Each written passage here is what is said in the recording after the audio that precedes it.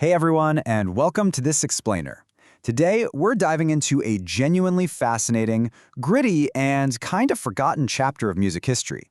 We're going to unpack Vancouver's 1980s music legacy. I mean, think about it. How exactly did a relatively isolated Canadian city manage to completely terrify the establishment, build its very own independent network entirely from scratch, and, oh yeah, basically shape the future of global rock music?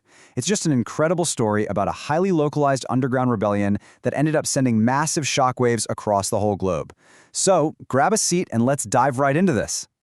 Okay, so before the mainstream ever got its hands on alternative music, and way before the whole world was swallowed up by the flannel and angst of grunge in the 1990s, there was something much louder, and a lot faster, and way more aggressive.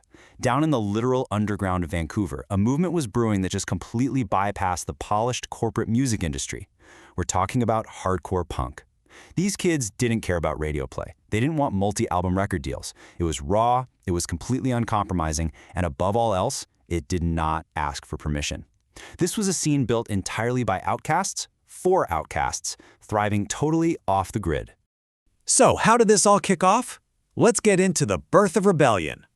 Now, if you know modern Vancouver today, you're probably picturing this highly polished, super wealthy metropolis, right? You know, gleaming glass towers, bustling tech hubs, multi-million-dollar real estate. But man, 1980s Vancouver, it was an entirely different beast. It was incredibly rough around the edges. See, Canada was just getting absolutely battered by the recessionary pressures of the early 80s. You had sky-high inflation and really severe economic strain. Unemployment was way up, opportunities for youth were basically non-existent, and the city felt deeply, deeply socially divided. There's this stark, almost jarring contrast between the affluent neighborhoods and these really gritty, forgotten downtown corridors. And, you know, as we so often see in history, those exact socioeconomic tensions, that widespread feeling of just being totally left behind with no prospects, well, it created the perfect, high-pressure breeding ground for a youth rebellion. The struggling city itself was the match that lit the fuse. So, the really crucial point here is how these local kids actually responded to that bleak environment. They definitely weren't relating to the bloated corporate arena rock on the radio at the time. Instead, they looked at the earlier, chaotic waves of punk coming out of London and Los Angeles, and these young musicians in Vancouver decided to create something notably heavier. They literally stripped music down to its absolute core elements: speed, anger, energy. That's it. There was absolutely no room for 20-minute guitar solos or, anything unnecessary. Why? Because to them, this specific sound was a sonic weapon. It was an intensely physical reaction against the boredom, the lack of jobs, and the frustration of living in such a divided city. It was the literal sound of pure urgency. All right, moving right along, let's talk about the pioneers of the noise. To really wrap our heads around the architecture of this scene, we have to look at the uncompromising factions that built Vancouver hardcore. Because honestly, they each brought a totally different flavor to the exact same rebellious energy. First up, we've got D.O.A. They are widely considered the actual founders of the hardcore genre itself. Seriously, their landmark 1981 album, literally titled Hardcore 81, actually helped coin the term for the entire global movement. Their sound was just relentless, unfiltered, and highly political, tackling heavy stuff like the Cold War and class struggles head-on. Then you have the Subhumans. They brought this really unique, catchy melody, but they completely wrapped it in abrasive chaos. Moving down the line, we see the Day-Glo Abortions. Now, this was a band that pushed every single boundary imaginable, through intense controversy, super dark satire, and just an absolute refusal to filter their lyrics. And finally, operating right nearby in Victoria, we had Nomeansno. They were completely redefining what punk could even sound like, through sheer musical innovation. They were throwing complex jazz and math rock elements into high-speed punk. So you see, this wasn't just noise. It was highly creative, incredibly diverse musical expression. But here's the thing. Creating the music was only half the battle. Let's look at their do-it-yourself culture. Remember, this was definitely not a commercial scene. There were zero big labels coming to town, and absolutely no corporate budgets to fund any tours. So, how did they survive? Well, they built their own incredibly resilient underground infrastructure. Marketing? That wasn't done by fancy PR firms. It was handled entirely through cheap, highly stylized photocopied flyers that they literally handed out on the street. Venues weren't your traditional, polished rock clubs either. Shows were held in gritty basements, rented community halls, or infamous local dives like the Smilin Buddha Cabaret. Basically, anywhere that would simply tolerate the noise and the crowds. And when it came to distribution, they pressed their own self-produced records, literally creating independent labels right out of their bedrooms. The big takeaway from this whole DIY ecosystem is that it was never about making a profit. It was 100% about expression and just surviving as a self-sustaining community.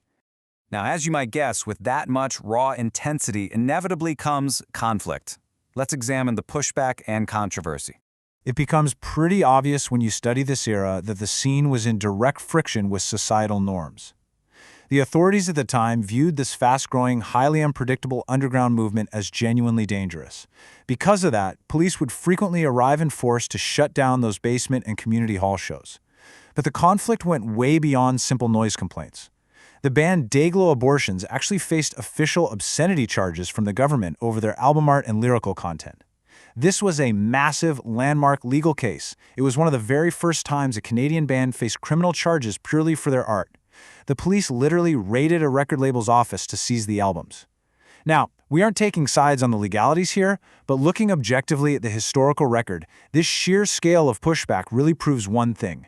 Punk in 1980s Vancouver wasn't just the style of music, it was a true active confrontation with the establishment. Which brings us to what I think is the most fascinating part of this whole explainer. Let's look at a global punk legacy.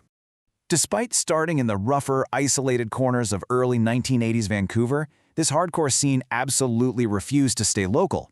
By the mid-1980s, these bands were piling into cramped vans and touring internationally, aggressively spreading this heavy, fast sound. But here's the craziest part. They didn't just spread the music, they physically built the touring infrastructure. Bands like D.O.A. relentlessly toured down the West Coast, literally cutting a path through Seattle and all the way down into California. They established the very network of underground venues and local promoters that subsequent bands would use for years to come. And just look at where that leads in the 1990s. That very same underground touring circuit and that very same raw energy directly laid the groundwork for massive future movements. The Seattle grunge explosion and massively influential bands like Nirvana and Green Day, they directly utilized the paths carved out by Vancouver hardcore, and they eventually took over the entire global music landscape. So, what's the big takeaway from all of this? Well, the Vancouver hardcore scene definitely wasn't polished, and it certainly wasn't pretty, but it proved, beyond a shadow of a doubt, that you do not need permission to be heard. It was undeniably real, and it gave a powerful, enduring voice to a generation of kids who felt entirely ignored by the mainstream. From chaotic basements to shaping global music history, Vancouver's 1980s music legacy left a permanent, heavy mark on the world. So, I want to leave you with one final thought to reflect on today. Given the blinding speed of the music, the tangible anger of a severe economic recession, the sudden police shutdowns, and the sheer, unbridled energy we've unpacked, would you have survived a hardcore show in the 1980s? Just let that sink in for a minute. Thanks so much for joining me on this explainer, and keep questioning the history behind the music you love.